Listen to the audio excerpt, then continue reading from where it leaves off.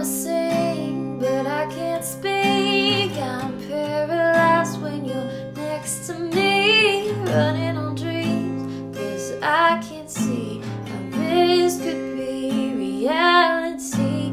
You're holding me close, but I don't know. Do I let you in? Do I let it show? All of my fears and all of these ghosts are the only things I've ever. All right, happy Tuesday. Welcome back to Morning Coffee with Rick Alexander. I'm at Rick Alexander _ and at Lionheart Radio on Instagram. If you want to interact with me, that's probably the best way to do that.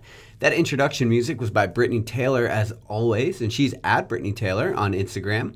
If you guys are digging this message, the best compliment you could give me is to share this with someone else that you think might dig the show or dig the message or could get something out of it. You know, if I could really boil down what I'm doing here, it's kind of the art of living well, I would say.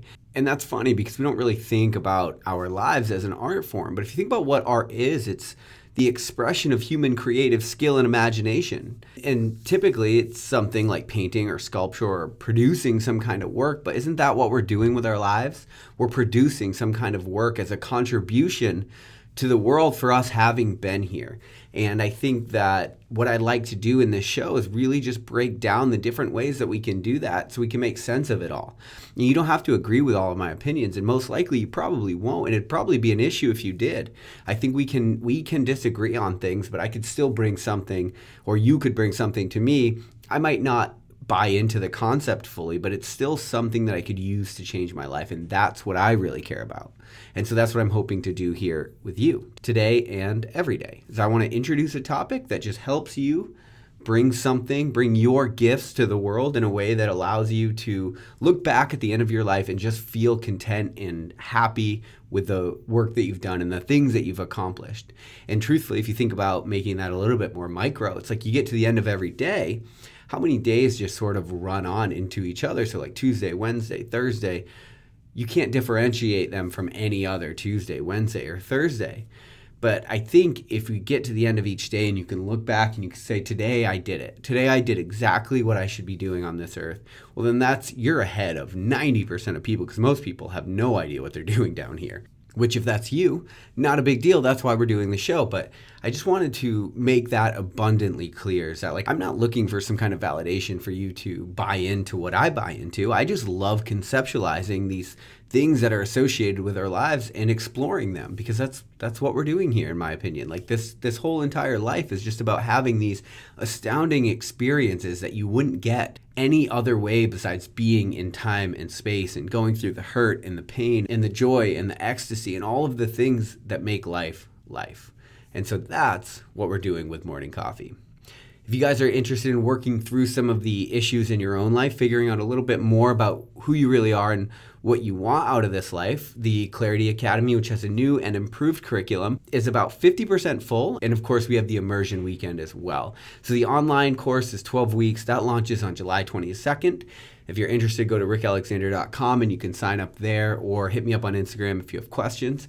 And then if you're interested in the immersion weekend, that will be September 27th in the Outer Banks of North Carolina, where we're going to work through the curriculum. And we're also going to have some guest speakers and some things that are going to be a little different than the online portion. So really excited about being able to offer both of these options. So I haven't done one of these in a bit. One of the ways that I drop morning coffee shows is I do a maybe you need to hear this today. And so maybe you need to hear this today. The message is, quit letting moments that aren't this one hijack your happiness. Now, I talk about the moment a lot on this show, but for good reason, because I think we all live with this somewhat quiet desperation living below the surface of our lives. And we're sort of always feeling like there's like the answer to what we need is somewhere else, with someone else, doing something else. And what happens is we end up on the hedonic treadmill. Now, again, I know I've talked about all this as a little bit of review, but for our new listeners, the hedonic treadmill is this idea that you're always sort of chasing the next thing to make you happy.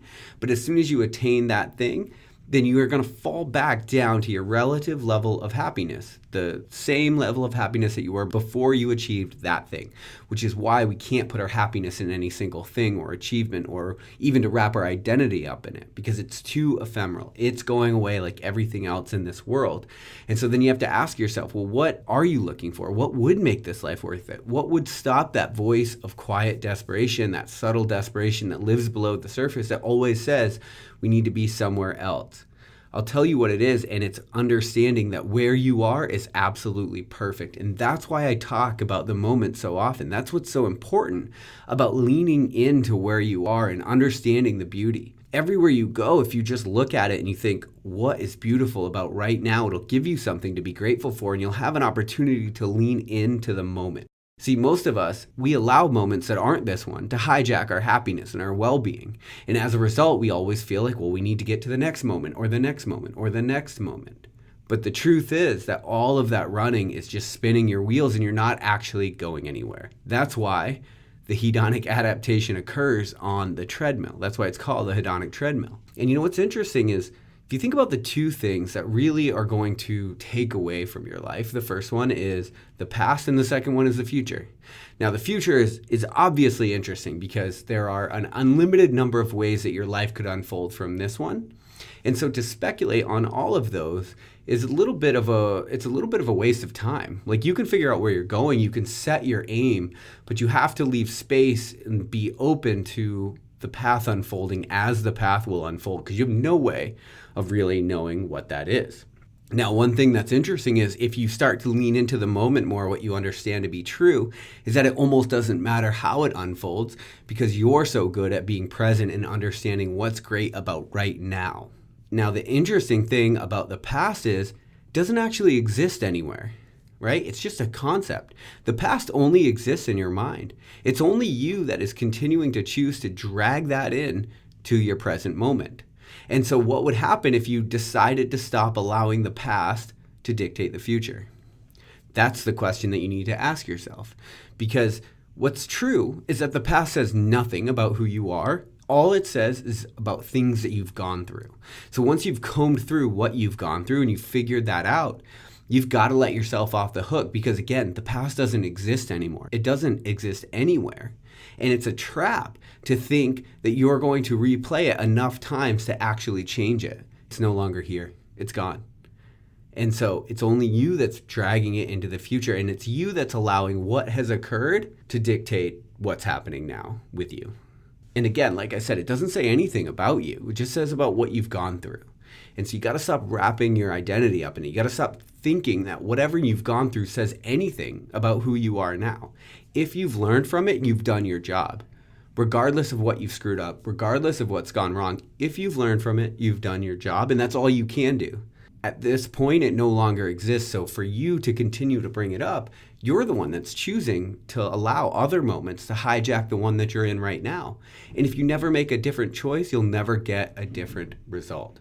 And remember, we only make our decisions until our decisions make us. And so if you're continuing to choose to bring the past into the present, if you're continuing to choose to worry about things that haven't happened yet, then the choice that you're actually making is to continue to miss out on the moment. And when you do that, when the moment doesn't feel perfect, when the moment doesn't feel complete because you're not actually present in it, you're going to spend all of your time just trying to get the next thing, just trying to dim that quiet voice within that says you need to be somewhere else with someone else doing something else. The truth is that who you are is perfect. And I don't say that as like a means of motivation or anything like that. I actually believe that. I think that whatever it is that you want in this world, what you'll find with enough self-exploration is that you're actually positioned perfectly for it. But you've got to be the one that believes that, not me. So the question to ask yourself is, where am I giving away my contentment for the present moment to a moment that no longer exists or hasn't yet occurred? You got to find those answers. You got to lean into what's happening right now, what's in front of you right now, because that's what you can change. That's what you can do something about. That's what you actually can enjoy. Stop bringing things that haven't actually happened yet into your life, or things that have already happened. Stop keeping them alive. To do so is to do so at the peril of your well-being, and I hope that you understand that, because maybe you need to hear this today. Anyway, I know for me, it's always a continual process of leaning into the moment and looking around, asking myself what's beautiful about right now, appreciating that. But I will tell you that to the degree that I do that is to the degree that I enjoy my life.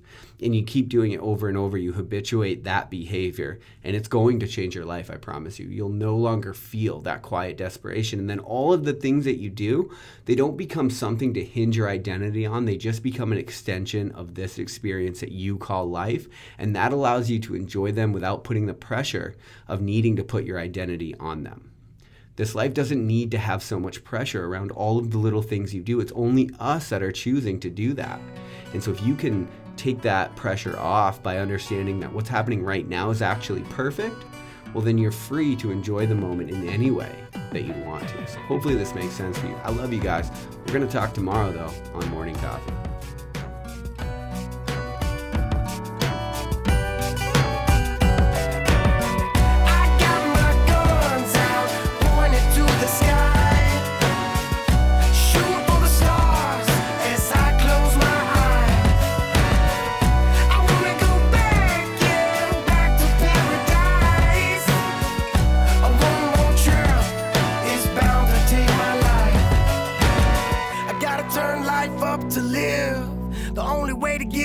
To give one way, headed in the wrong way. Paradise, gotta find my own way. Yeah, living ain't easy. Yeah, please believe me. I walk where the dead wind blows, through the valley where no one goes. I see your secrets, yeah, behind your eyes. I feel your pain deep inside, girl.